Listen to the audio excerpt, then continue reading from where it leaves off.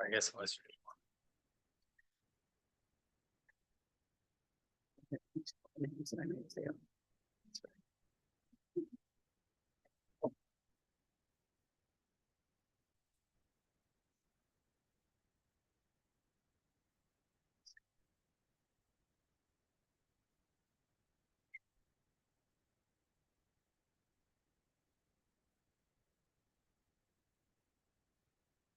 Time.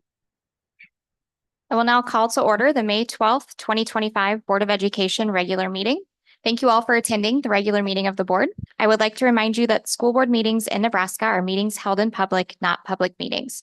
During the public comment section, the public may address the board, on agenda items and other miscellaneous topics. Sheila, can we please get roll call? Cindy O'Connor. Present. Skip Baltic. Present. Angela Blasey. Present. Justin Thompson. Present. Joanne Lynn Green. Present. Emily Garrick. Present. Our mission statement is as follows. North Platte Public Schools is a destination school district and community that embraces innovative opportunities and distinguished programs to create highly competitive advantages for all students, instilling the canteen spirit in an evolving world. The canteen spirit embodies generosity, selflessness, and unwavering support through service, pride, collaboration, and grit. The Nebraska Open Meetings Act legislates the methods by which public meetings are conducted. Information pertaining to this act is posted here in the boardroom. I would now at this time entertain a motion to approve the publication of the May 12th, 2025 regular meeting of the Board of Education. I'll make a motion to approve the publication of the May 12th, 2025 regular meeting of the Board of Education. Second. Notices of the Board of Education meetings and hearings are placed in the North Platte Telegraph and the North Platte Bulletin. The agenda is available online at nppsd.org 4 days prior to each regular meeting of the North Platte Board of Education. Sheila, can I get roll call? Skip Baltic. Aye. Angela Blasey. Aye. Justin Thompson. Aye. Joanne Lynn Green. Aye. Emily Garrick. Aye. Cindy O'Connor. Aye. Motion passes. At this time, I would now entertain a motion to approve the agenda for the May 12th, 2025 regular meeting of the Board of Education. I'll make a motion to approve the agenda for the May 12th, 2025 regular meeting of the Board of Education. I second. Roll call. Angela Blasey. Aye. Justin Thompson. Aye. Joanne Lynn Green. Aye. Emily Garrick. Aye. Cindy O'Connor. Aye. Skip Baltic. Aye. Motion passes. Now, please rise and join us for the Pledge of Allegiance. Pledge allegiance to the flag of the United States of America and to the republic for which it stands, one nation, under God, indivisible, with liberty and justice for all.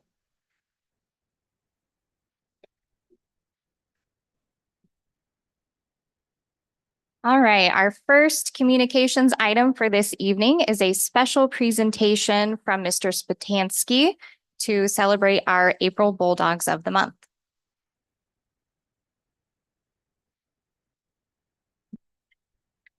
Seems like we were all just together here not too long ago. Like yesterday. So we actually are going to celebrate 3 students tonight. We have one student that wasn't able to make it to our last board meeting because of a conflict with a game. So we're going to recognize a March Bulldog of the Month, which is Addison Ewing, and then we'll recognize 2 April Bulldogs of the Month, Jada Hothan and Alonzo Torres. So I'll invite up first Miss Ewing.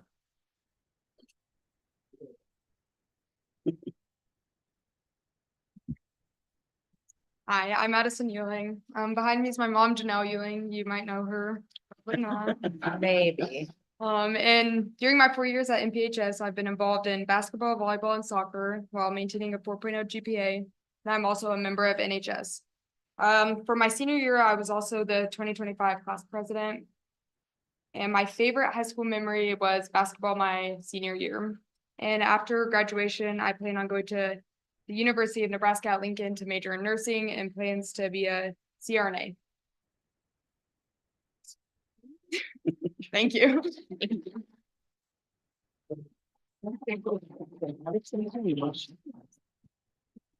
Jada Hothan.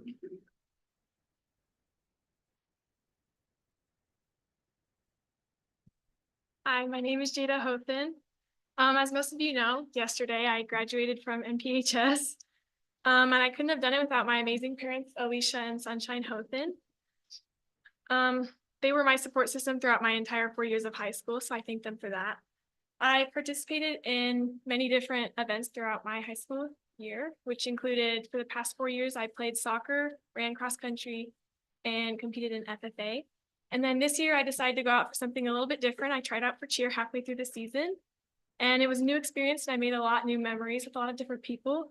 But my favorite memory throughout high school was probably my state my state cross country this year, because last year I qualified, and I was the only girl from my team to qualify. And then this year I qualified alongside my team, and it just made it all that much better. And then after high school, I plan on going to UNL, and I'm going to study forensic biology. And I'm really excited to just continue my future there. And I just want to thank everybody who was my support system for the past 4 years, whether it was the older girls who picked up the scared freshman on varsity cross country after her race when she was convinced that her legs were never going to work again, or whether it was my mom who let me cry on her shoulder after my very last soccer game ever. I just want to thank everybody who was there for me for the past 4 years.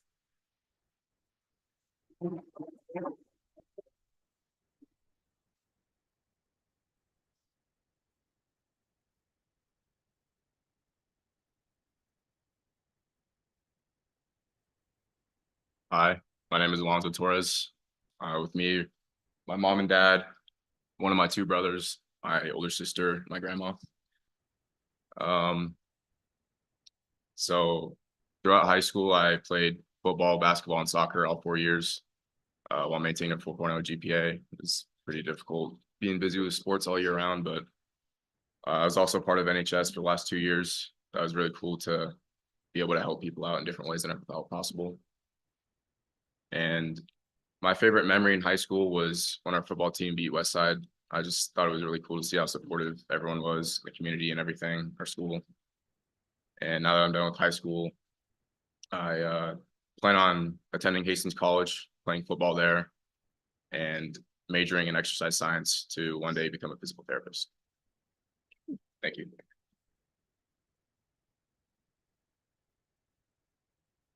We'll have you guys come up and take a picture with the board up front, and then parents, we're gonna come shake your hands and congratulate you. Be ready.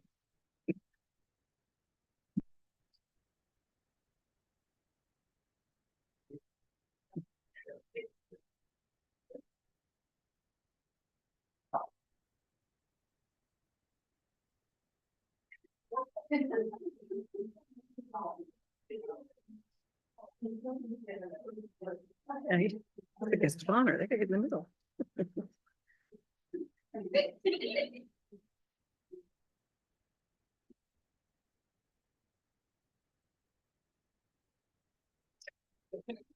You don't trust Brandon to get it, so she's gonna.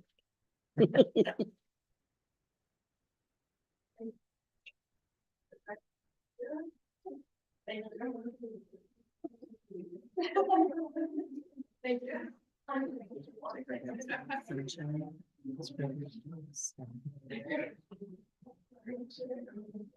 Alicia, used to be able to change them back. Change your mind for your- Sometimes I'll-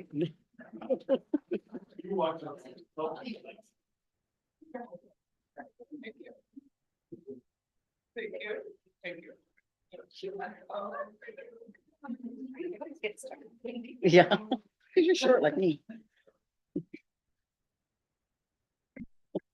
Start wearing heels every time. So tall. I know. Right?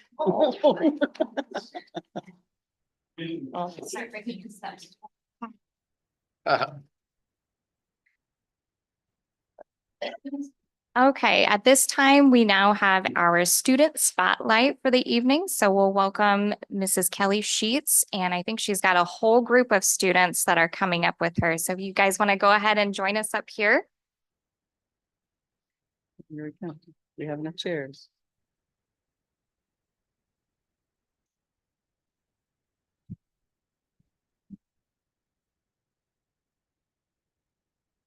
Yep. Sure.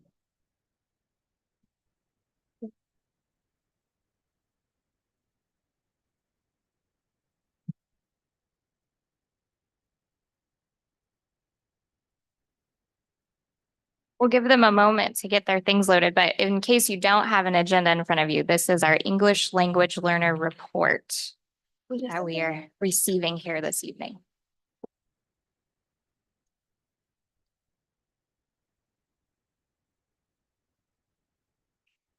All right. Thank you, first of all, for having us tonight. We were blessed with the opportunity from Bill and Laura Trushinsky. They sponsored us to be able to take our annual zoo trip this year. And so last Friday, we got the opportunity to go to Omaha, see every single biome in its authentic setting, and just end our student year with a culminating activity. So the kids are going to share and tell you about it. We have students at all different grade levels that attended. So each of them will bring a unique perspective to share with you tonight. We went to the zoo on last Friday.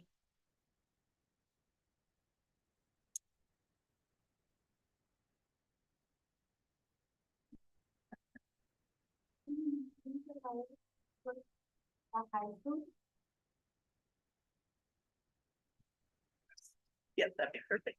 Thank you. Hi, my name is Alexandra, to go Norpal High School.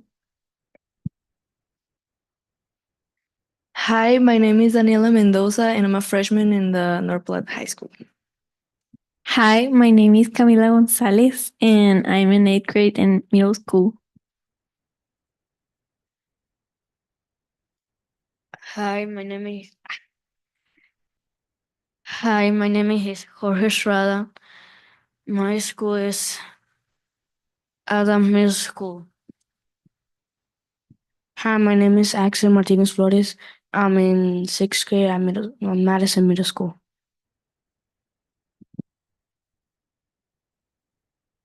We learned about different biomes in the world.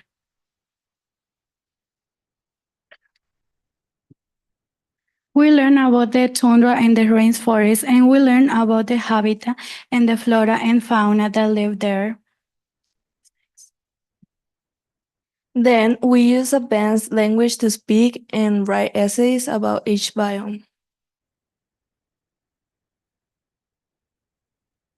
No, we will etch the sentences about one of the biomes.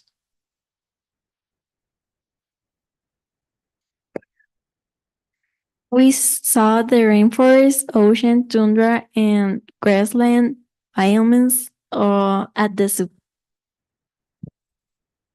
We learn about the animals and what the habitats feels and looks like.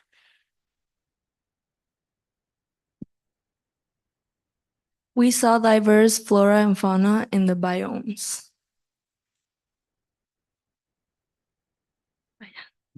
My favorite part was the aquarium because I see different fish, and my fish favorite was the jellyfish.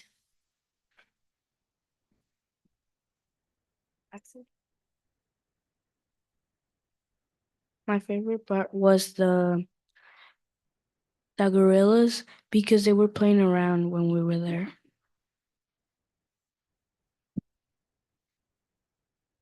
My favorite part was when we see the cheetahs because it's like a type of cat, and I love cats.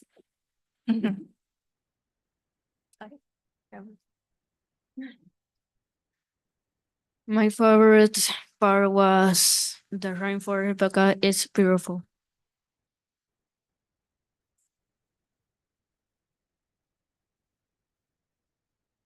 My favorite part was the aquarium because for the penguins I like the jaguar, the bees because I like on to the soul.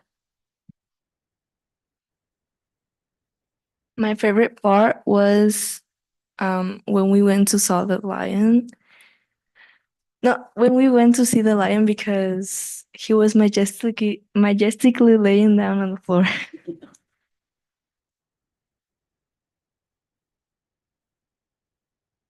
Any questions? I don't think so. Sounds fun. How many students did you take with you? We were able to take 33 students with Oh, us wow. this year, and several staff with them. It was a great trip. And what age groups did you have?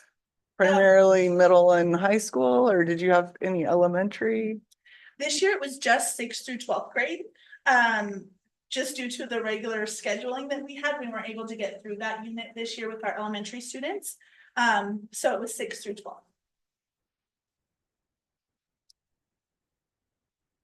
Any other questions?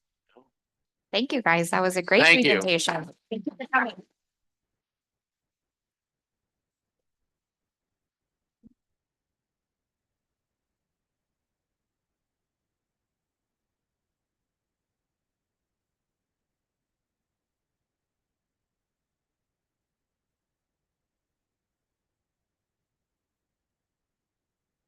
You guys are welcome to stay for the rest of the meeting. It's not a very long one if you want to, or if you have places to be, it's okay.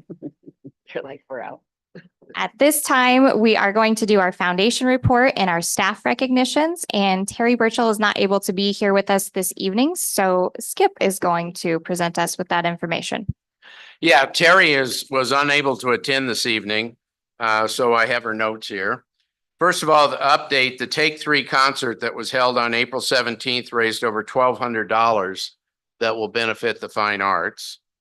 In scholarship news, Mr. Spatansky asked for the foundation to present to the incoming freshmen and their parents tonight.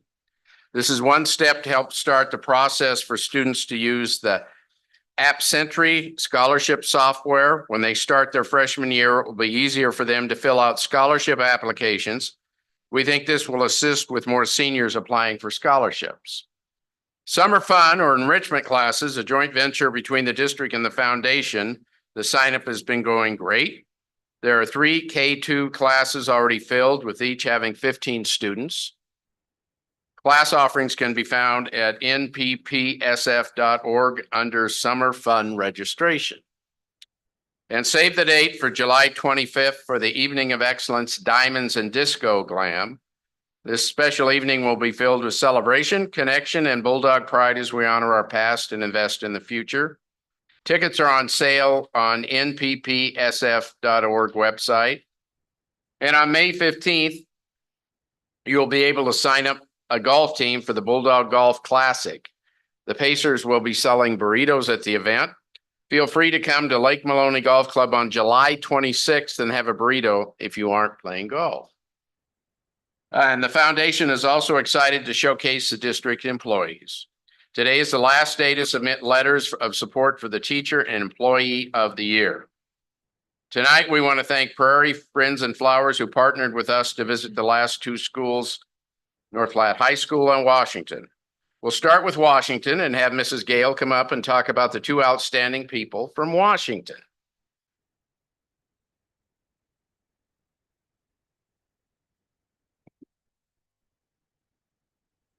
All right. Well, thank you for having me here tonight to present 2 awards to 2 fabulous people that work at Washington. So first, I'd like to acknowledge Ellie Sack. Ellie's been a 3rd grade teacher at Washington for, I think, 17 years. 18 years. Ellie is an amazing teacher. She's so organized and efficient in her classroom that she gets everything necessary done with ease. And she still has time to have engaging lessons. So she has high standards for her students, both academically and behaviorally. And this year we have definitely seen the impact on a great group of kids. So congratulations, Ellie. And then behind me, I have Jazz Sosa. Jazz has been at Washington for several years as well. And it's been a privilege to work alongside Jazz for the last 2 years and just watch her work with the highest needs students. She builds relationships with these kids in and outside of the school setting. And she's very, she's one of those teachers or parents that I can walk in and I can hand the baton to, and she will just take the lead to organize things. She makes sure all the kids are having their needs met, even if it's not a student that she's assigned to. So thank you, Jazz.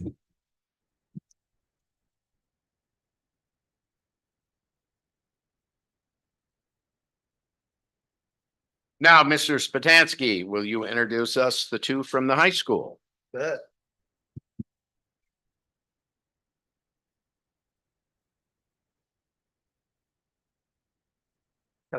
Rip on there. It's my honor to recognize two outstanding staff members. So we'll start off with our certified staff member, Angie Peterson. Angie is a dedicated and highly effective educator who goes above and beyond for her students as our dual credit science instructor. She consistently prepares well in advance, ensuring her lessons are engaging, rigorous, and filled with hands-on activities that bring science to life. I think you saw one of them, the rat dissection, right? Her classroom is a place of active learning where students are challenged to think critically and apply their knowledge in meaningful ways. Every time we visit, we see students engaged and excited about learning. Thank you, Mrs. Peterson, for your commitment to excellence and for providing high-level, challenging curriculum that prepares students for future success. Angie Peterson.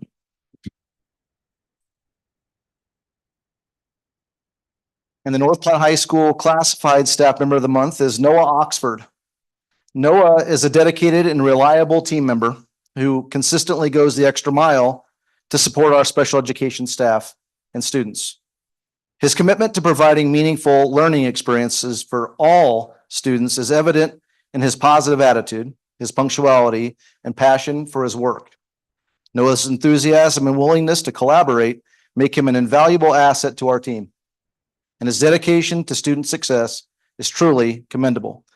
Additionally, he's furthering his commitment to education by working toward his teaching degree through the para-teacher program, demonstrating his drive to grow as an educator and continue to make positive impacts in the lives of students. Noah Oxford. Thank you all. You will also have to come up for a picture if nobody warned you.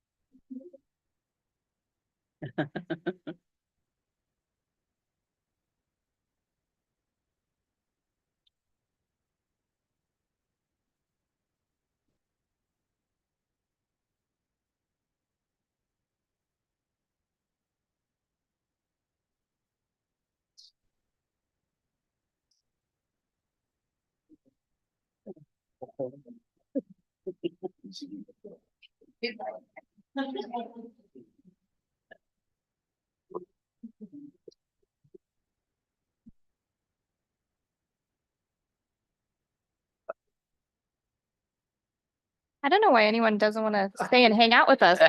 We're a really fun group. Policy's so exciting. I know. All right. At this time, we do have public comment. Public questions and comments may take place at this time in the agenda.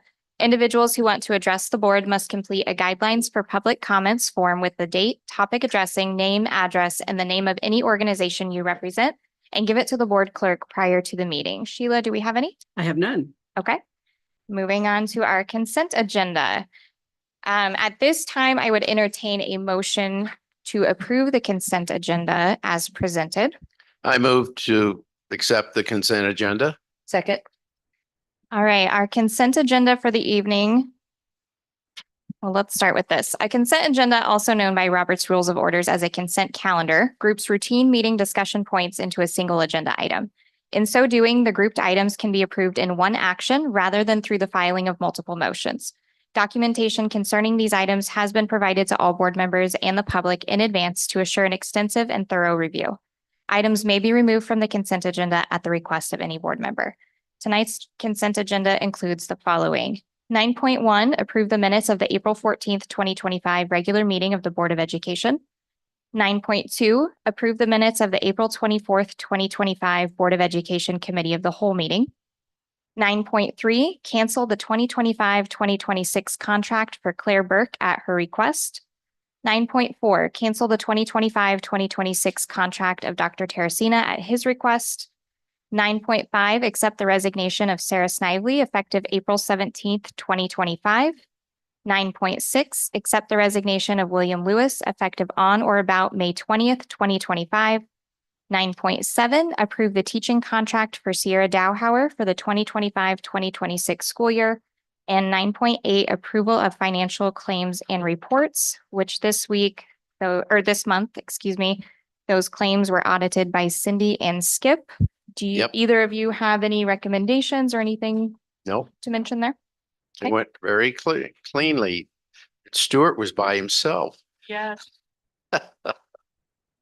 All right. Any questions about any of the items on the consent agenda or any discussion? Okay.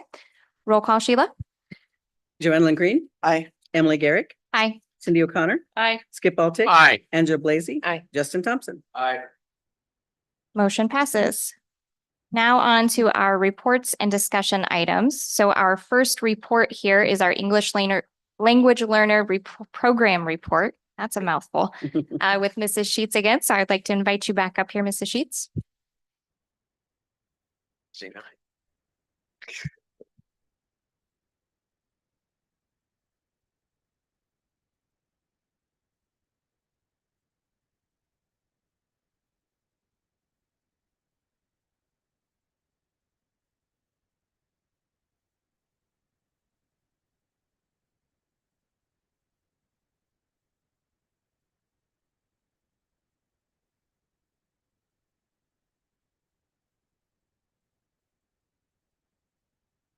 All right. Thank you for having me again tonight. I'm just going to share some of the information about our 24-25 school year for EL. First, just to share about our team. So before I start, I just want to say that there are some fabulous educators across the district in North Platte. But I would say our EL team tops that list for me. They are willing to go above and beyond. They work hard. They're willing to put in extra hours, come in early, stay late, take 40 kids to the zoo at 5 a.m. So we really couldn't run the program without them. So I'm just very grateful for them. Our teachers this year are Sarah Thomas. She teaches kindergarten, 1st grade, and 6th grade this year. Myself, I teach 4th, 5th, 9th through 12th at the high school. And then I also do coordination for the district. And then Mariela Alejandre, and she's right there. 2nd, 3rd, 4th, 5th, 7th, and 8th. So large caseloads, but we make it work, and they're just a great support team with us. And then we're also blessed with the most amazing paraeducators that work with us. Andrew Younghands, Maria Cano, Angelica Treviso, and Lanaya Alexander. And they're spread throughout the district, not only providing direct support to us during the EL groups, but also some co-teach classroom support at various schools that have the highest needs for EL. Our program has grown this year. We currently have 23 languages represented in our district. That includes English. Some new ones for us would be, we have Zulu and Luganda. We have several that speak Hausa also. So we're seeing a bigger variety of diversity of languages this year. Moving on to student enrollment. So as I shared last year, students are grouped into 2 different sections. So we have active students that are currently in need of support. They have not demonstrated proficiency on the ELPA 21 test. And so most of them either receive support from EL staff through pull-out classes, or a few of them, they get push-in support where we support them in their classroom instead. And then we also have monitor students who they have shown proficiency in the last 4 years. And so we just monitor to make sure that they're still finding success, proving that they're ready to move on without support. As you can see, over the last several years, the program has continued to grow. We are up to 163 active students as of today. 31 monitors for a total of 194. So the program continues to expand as years go on. We also have 23 new EL students. They will need to be screened next year, but that are already registered for K through 12. So these are all students with a language marked other than English. Can I ask you a question before you go on? Absolutely. Does that number change throughout the year? I mean, it Yes. doesn't, that's not the number we started this year with. No. That's just where we're ending. Okay. Yeah, we have continued to gain. We've lost a couple, but we've mostly gained throughout this year. Yeah. Okay, thank you. Again, the stages of language acquisition. So it goes from basically a 1 to a 5 scale. Our beginning students are truly those students that are in the silent period. They're basically taking in receptive language at that point. You might hear them say 1 to 2 simple words, but not a lot of expressive instruction, expressive language. We currently have 78 level 1 students in our district, so that number has grown immensely. Level 2s are early intermediate, so you hear them starting to talk. Using context clues and pictures is still really important for those students, and we have 35 of those. Intermediate, early advanced, and advanced, you start to almost not realize they're EL students, especially in social situations. So they're pretty much holding their own, able to have conversations, and really can start to connect with the academics at a high level. With some of those scaffolded supports. So we have 36 level 3s, 14 level 4s, and then those advanced students are those monitors, and we have 31 currently enrolled. Our mission and goals for our EL program is just to provide a rigorous, relevant, accelerated curriculum. We also want to integrate families and students and make them feel welcome here in our community and in our school district. And we do that by building relationships, offering support to them as needed, and then through our use of family engagement activities. And then our last goal is just not only to ensure success at school, but in their life beyond and prepare them for what comes after school. One of the main ways that we do this is through our EL Achieve curriculum.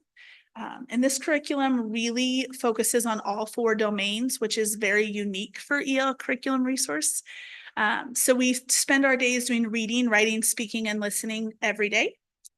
And it also focuses on explicit language instruction. So instead of that sink or swim mentality, we're actually teaching them the grammar structures and vocab structures in authentic settings. It's aligned to the grade level standards for North Platte Public School District, and it focuses on acceleration. So we really are giving them high level language that they can take with them in a variety of settings. And it's really engaging. The kids seem to really enjoy it. It's topics that they're excited about, like the zoo, different biomes, so they really are engaged with the material. This next page is just some of the learning supports that we use to help students. So we use a lot of visuals, as you saw in the zoo presentation. Also, we utilize those visuals to help make understanding happen. We also utilize color coding for different parts of speech and sentence frames to help students generate that language independently. We also try and give them a lot of opportunity for structured talk and just help support them by accommodating their work. So in that picture up at the top, we learned about a different place that the kids could visit. And then we generated some verbs to talk about what we could do there. So the culminating activity would be by the end of that unit, those students in 3rd and 4th grade can write a 3-paragraph essay independently with those tools. And then at the bottom is just high school for their needs. So we talked about wants versus needs and the money matters unit. So really preparing them for life with budgeting. And so students were able to categorize and classify universal and personal needs, and then talk about how they would classify it and why. This is just another example. This is some of the accommodated content work that we use. So that top one is an example of an accommodated auto test. And I will be the first to admit that I had to take a crash course in auto class before I could support that. And then the bottom one is a 1st grade sample. So it's just another way that we can add some visuals and supports to help the students. Probably the most important part of EL is giving students the opportunity for structured talk. And we do this by just giving them the floor. So the goal with the curriculum that we use is for students to do at least 50% of the time talking.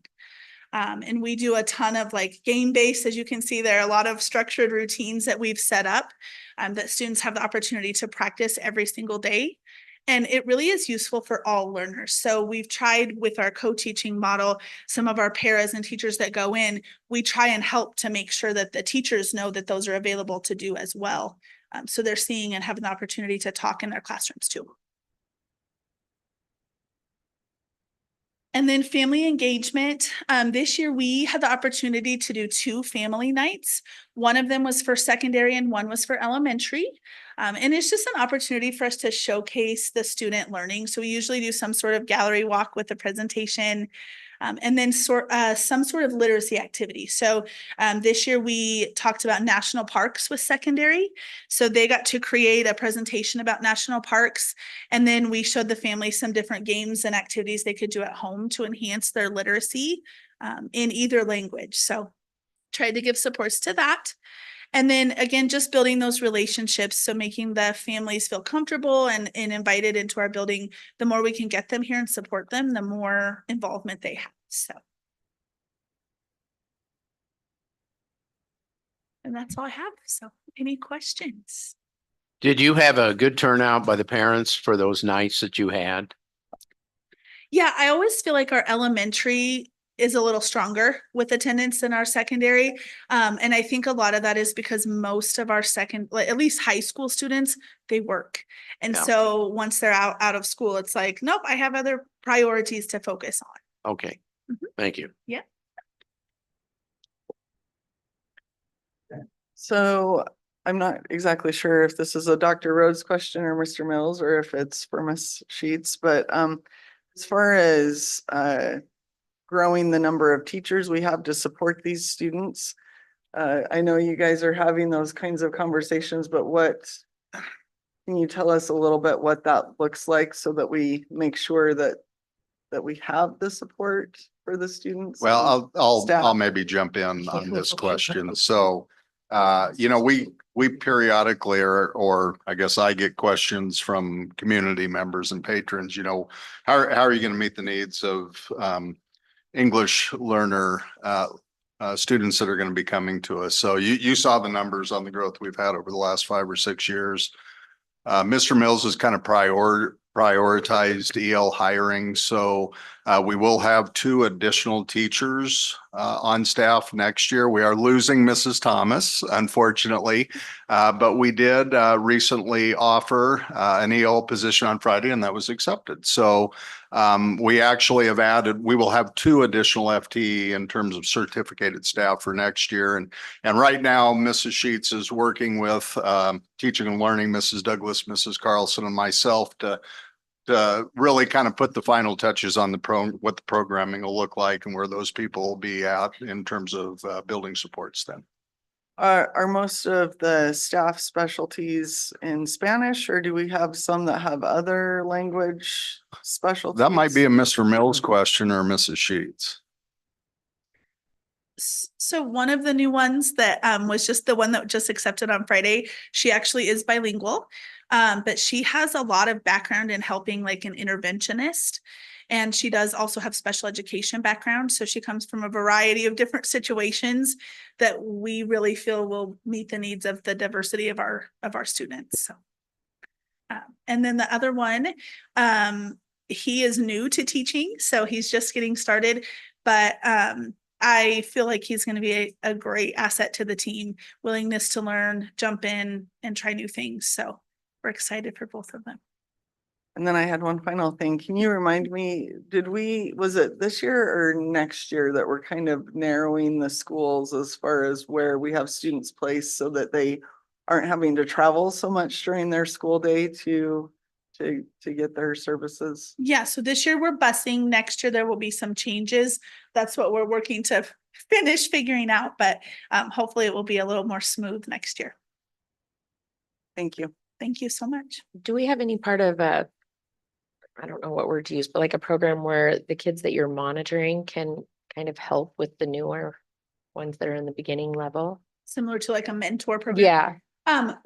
So there's nothing formal, but I will tell you that I work with a lot of those students at the high school who are monitor, and my classroom has become kind of a revolving door of students in the mornings. And so whether that's intentional, it really wasn't. or not, the students are supporting each other in that. So those monitor students are often paired in those same classes because they have recently exited. And so we have them come in and be like, hey, no, you need to do it this way, or come and try out for tennis. So we had some students try out for different sports this year. So they really are building that friendship and alliance with each other. Good. I had a question about the initial kind of like intake into our English learners program. You mentioned that if they mark another language in addition to English or other than English on their registration, that then they're on your radar. If they at that point are just simply bilingual and they're proficient in English, do they still enter the program? How does that process work to determine if they need services or do not? Yeah, great question. So on Infinite Campus, it actually asks 3 questions. And so one of the questions is if they speak that language. Another one is what language their parents most often speak. And then the third one has to do with receptive language. So for one, we have students who might not be bilingual at all. They may not even have a language other than English, but their family does. So they can qualify that way. We also have students who come from backgrounds that have 3 or 4 languages. So if they mark anything other than English, we are required to assess them with the ELPA screener. If they score proficient, they are put into a general education program with no EL supports. They've demonstrated that they don't need that. If they get any kind of progressing or emerging score on any one of those 4 areas, then they stay with us in the program until they're proficient in all 4: reading, writing, speaking, and listening. Perfect. Thank you. Yeah. And then I also, this isn't really a question, but just a comment that I appreciated you sharing that your programs are aligned with our standards for each grade level, and, just kind of talking through that process. Because I do think there are some misconceptions out there about, that their focus is maybe just on learning English, but it's not. The focus is on learning English and still meeting the standards of their grade level. So I appreciated your clarification of that. Yeah, several years ago when I started, I spoke with EL Achieve, and they said some districts actually offered high school English credit for EL Achieve if it's aligned. And I'm like, we're doing that anyway. So we are able to do that at North Platte High School also and give them that English credit with EL Achieve by aligning it to that. So thank you. Yes. Any other questions? Thank you for all you do. Yeah, thank you Thank so you. much for having me. Thank all of you. Yeah. Thank you. Yes, you're a great team. And we're mad at you for moving, Sarah. Yes. I will be visiting. Similarly, I would invite you guys to stay if you would like to for our riveting financial and budget report. Like, Or if later. you have other things to do, we will forgive you also. Thank you guys for coming. All right, on to our monthly financial and budget report. That was brutal, Emily. Geez. Very nice. Yeah, let me get back to. First of all, before I begin, I told the cabinet this morning, but I want to thank Dr. Rhodes and the Board of Education for allowing me to sit on the stage during graduation, and it's been an honor. And then I'm also humbled to watch so many students walk across the stage to their new adventure. So thank you very much. First of all, I want to say thank you to Brandon. Every month, I get pictures from him or Travis.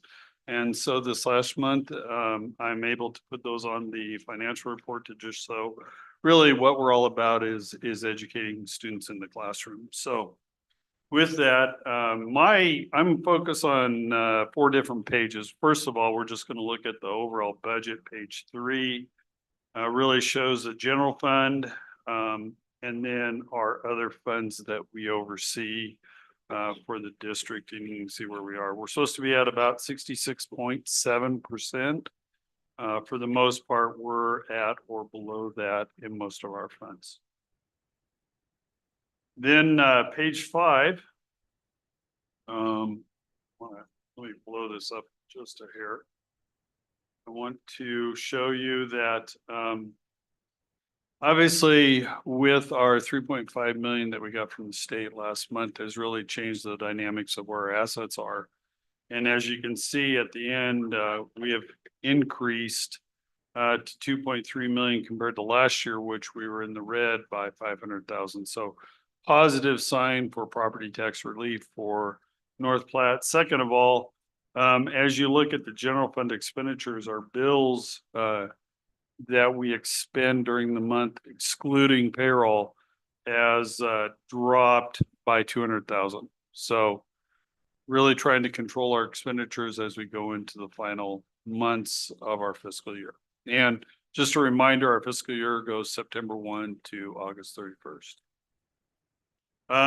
So with that, looking at our assets, we go to page 7, which we show our cash flow, and we're way better than we have been in the last 4 years for our cash flow, which is real positive. So it's great to see how the change has happened in the district and probably a lot of Nebraska public schools here in the state.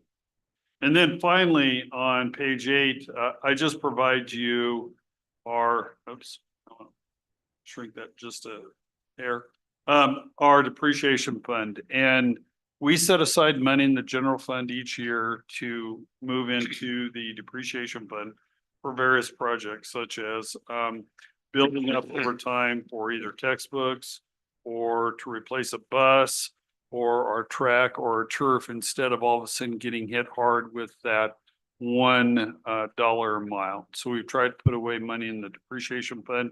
You can see all of the items that we sit and monitor each year, so you can get an idea of where it is. And I'll be doing that transfer here. I always do it in May. And so at the end of this week, I'll be transferring those dollars. So questions?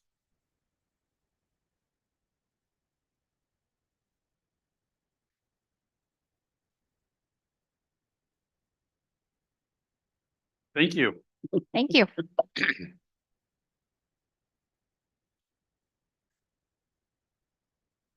All right, on to our legislative update. And Skip, I think we'll start with you for this one tonight. All right, today is day 77 of 90 in the legislature.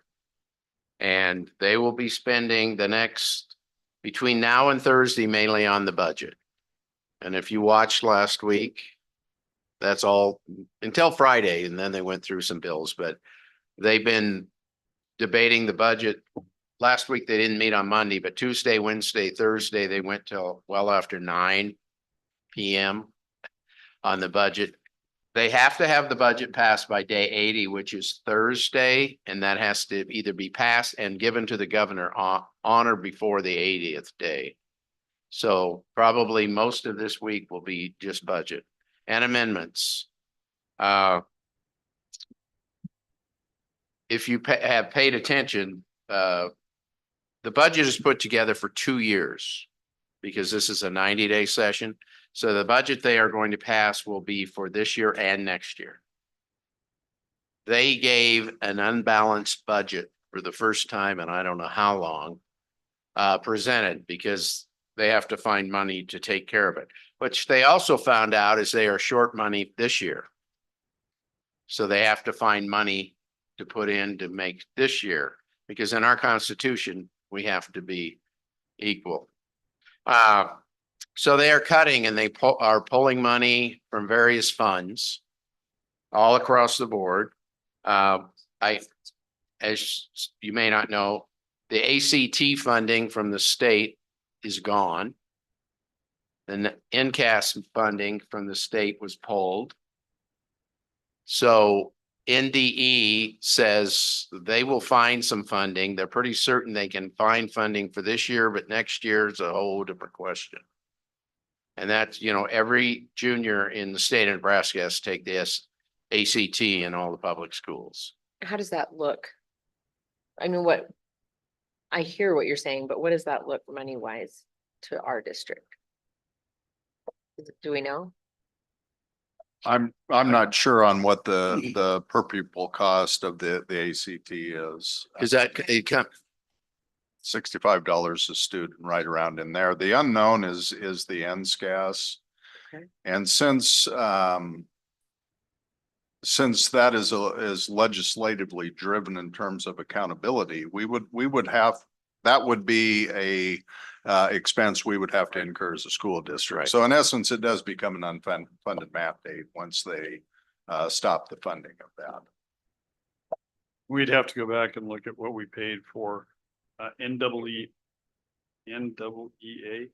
And WEA. Yeah, and because that sort of, that correlates to what NSCAS is, and we'd have to look at that and then try to project where it would be the costs this year, because we went away from that years ago. At our state PAC meeting on Friday, they did indicate that they are seeking funding elsewhere, potentially water funding or some other sources that they are looking at. Yeah, the commissioners communicated that same thing to the advisory group, that 25-26 year, you should be fine. It's after that. The ND will fund it. Right. And then ND will try and solicit funds to help with the cost. I would imagine there'll be a cost share of some sort with school districts in the department, but it's still very much unknown. Also, Speaker Arch has stated that there's no way they're going to get to all the priority bills that they have. And so if they do not get to priority bills this year, they'll be the first up next year in the 60-day session. So I have to see how that goes. As far as the education bills, there are basically three of them that there's four, I guess. LB 303, there's LB 653, LB 440, and LB 306. We have no idea if any of those are going to come to the floor. And they could cover a gamut of things. And in fact, they have put other bills into these bills like they did 2 years ago when they had all the Christmas tree bills. We don't know if they're going to make the floor or not. They will be tied up with the budget. Then if in Nebraska, Governor Pillen can line veto stuff. So once he gets the budget, if he goes through some line vetoes, they will have to deal with those before they can get to bills. So as we talk about in our committee, we have no idea. Plus the other big one that they're going to have to deal with is the medical cannabis, because they cannot seem to reach some conclusion on that. And since that was a referendum that was voted in by the people in 24, they have to do something about it. They kind of just kicked it away here about 2 weeks ago. And so that has to be dealt with as well. So as far as education bills, we know the funding for those are gone, but as far as what the other education bills will be, we have 13 days to find out. So it's, in all the years that I paid attention to the legislature, this is probably the most question mark thing that I have ever seen of what might happen with education. Anything else that Dr. Rhodes or Stuart, you guys would like to add? Okay. Does anybody have any further discussion or questions on legislative issues? All right, we will move on to our action items. So tonight we will see a series of our policies that we are requesting approval of. Just for clarification, there has been pretty extensive discussion on these at our committee of the whole meetings.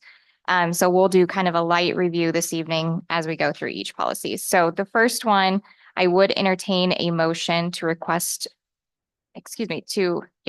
approval of revisions to policy number 3007. I move approval of revisions to policy 3007. Second. Okay, and this one, just to remind you, if you have opened that one, this is a pretty simple change here, but we basically updated this policy to better reflect what we're actually doing in practice.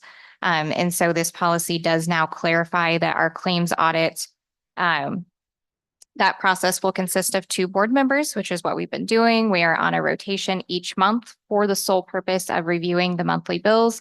And then those 2 board members come back to us as an entire board before we take action on approving them and make their recommendations. So it's basically the same thing that you've been seeing.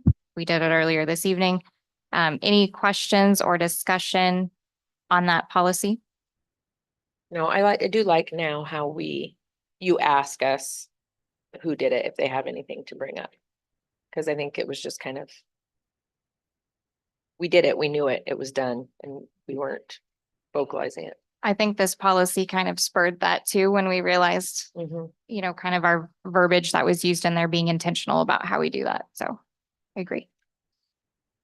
Anything else?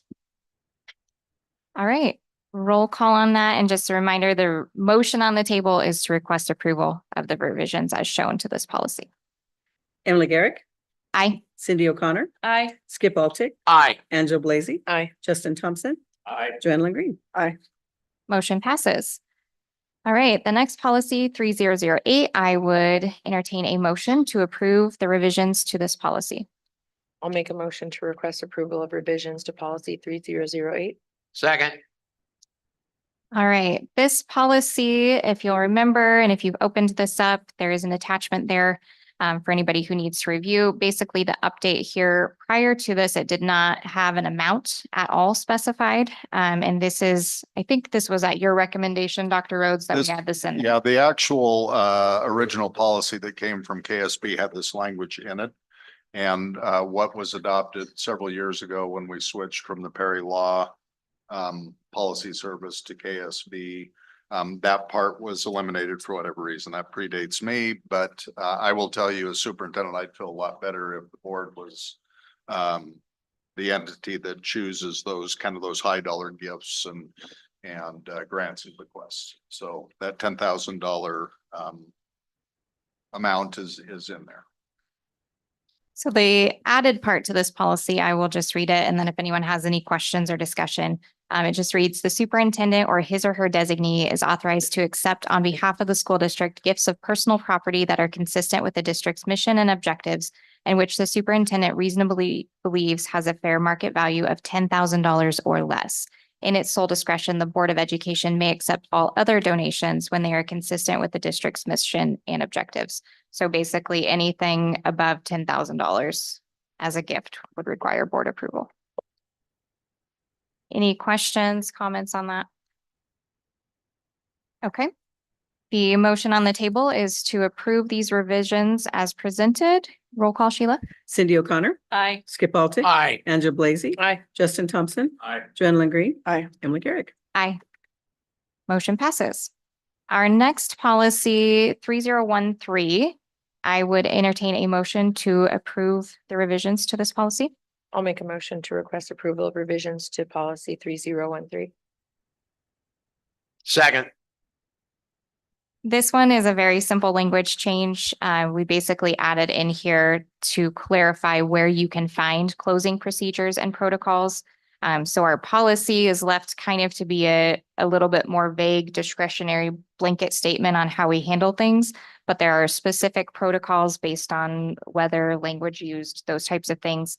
In the realization that those are very situation specific and probably ever changing as those things change. So those can always be found in the student handbook and on our website. So we've just added language into this policy to clarify where individuals can find that. Any question or discussion on this policy? Okay, the motion on the table is to approve the revisions as presented. Roll call, Sheila. Skip Altick, Aye. Angela Blazy, Aye. Justin Thompson, Aye. Joanne Green, Aye. Emily Garrick, Aye. Cindy O'Connor. Aye. Motion passes.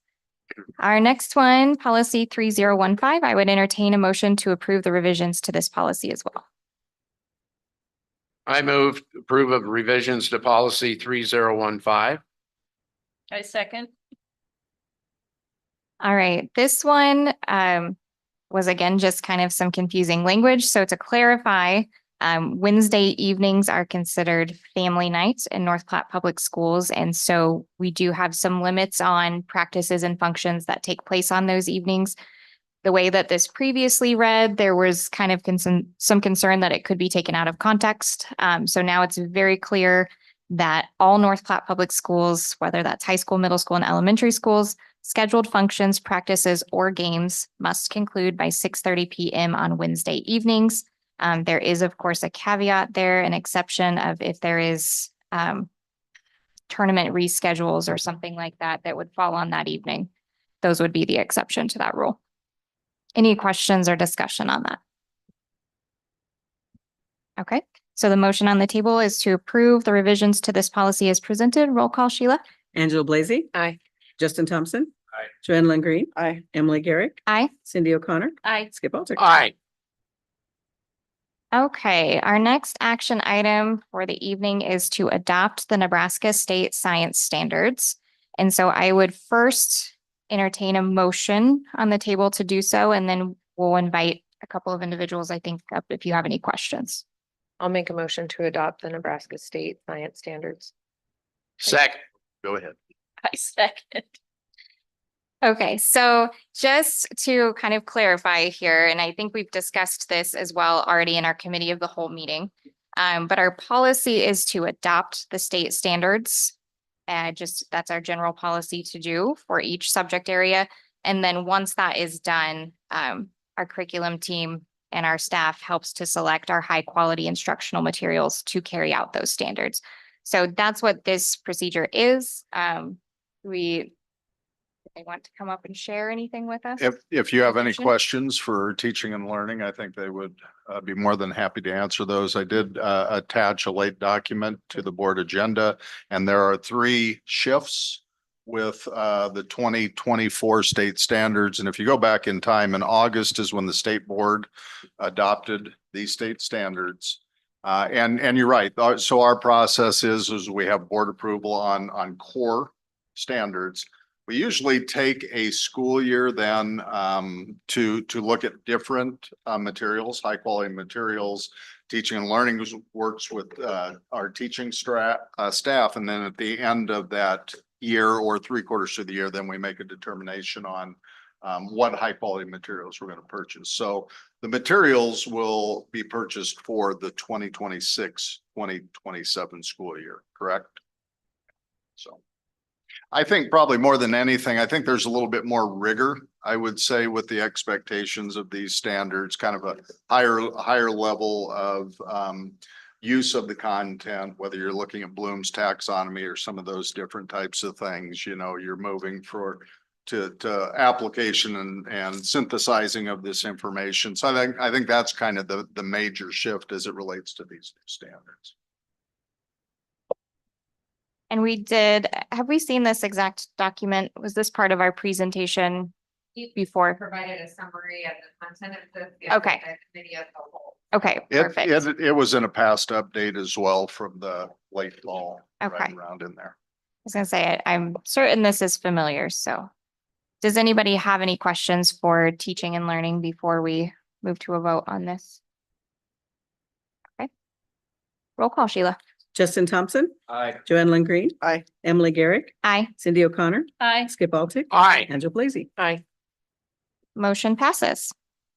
All right, our last action item for this evening to adopt the 2025 graduation proclamation. So before reading that, I would entertain a motion on the table for this. I'll make a motion to adopt the 2025 graduation proclamation. Second. Thank you. I was All right. waiting for the other. And then we will have Cindy go ahead and read the proclamation for us. North Platte Public School Board Proclamation honoring the graduating class of 2025. Whereas the North Platte School Board recognizes the immense dedication, perseverance, and achievements of the graduating class of 2025. Whereas these graduates have demonstrated exceptional academic excellence, leadership, and community involvement throughout their educational journey. Whereas the graduating class of 2025 has exhibited resilience and adaptability in the face of unprecedented challenges, showing remarkable strength and character and determination. Whereas the educators, administrators, staff, families, and community members have provided unwavering support, guidance, and encouragement to nurture the growth and success of these graduates. Whereas the graduating class of 2025 embodies the values of scholarship, integrity, and compassion serving as role models for future generations. Now, therefore, be it proclaimed by North Platte School Board that we extend our heartfelt congratulations and best wishes to the graduating class of 2025. We commend you for your accomplishments, celebrate your potential, and look forward with great anticipation to the positive impact you will make in your future endeavors.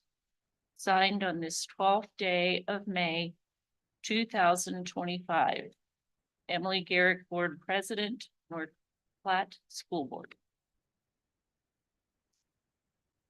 All right, so this is our second year doing this, just to provide some context as just a formal way to accept and celebrate our graduating classes. Does anybody have any questions or discussion on this before we vote? All right, roll call, Sheila. I don't want to blow an air horn if I had one. Joanne Lynn Aye. Emily Garrett, Aye. Cindy O'Connor, Aye. Skip Alter. Aye. Angela Blazy, Aye. Justin Thompson. Aye.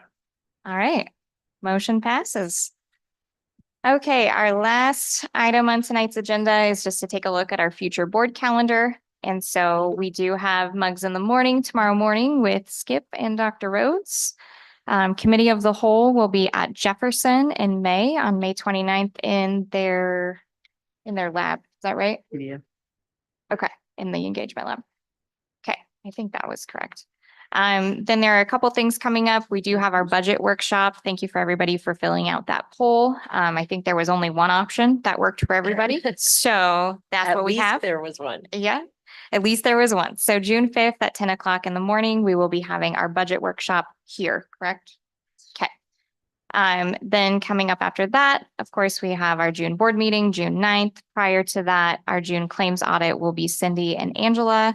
And then there are a couple of seminars and workshops coming up. One that is not on here that is coming up shortly this week is there is a state ed board town hall Elizabeth Tegmeyer had shared about in McCook on May 15th at 1 o'clock.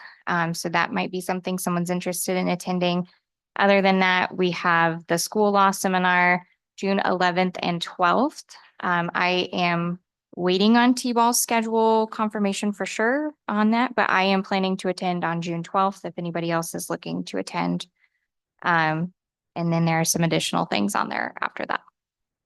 Any questions or anything on those items? I will let the board know that I will not be here on the June 9th board meeting because will be out of town and I won't get back until that night. Okay. So We will miss you. All right, at this time, if there are no further questions, I would entertain a motion to adjourn. Make a motion to adjourn. second. Roll call. Emily Garrett. Aye. Joanne Lynn Aye. Cindy O'Connor, Aye. Skip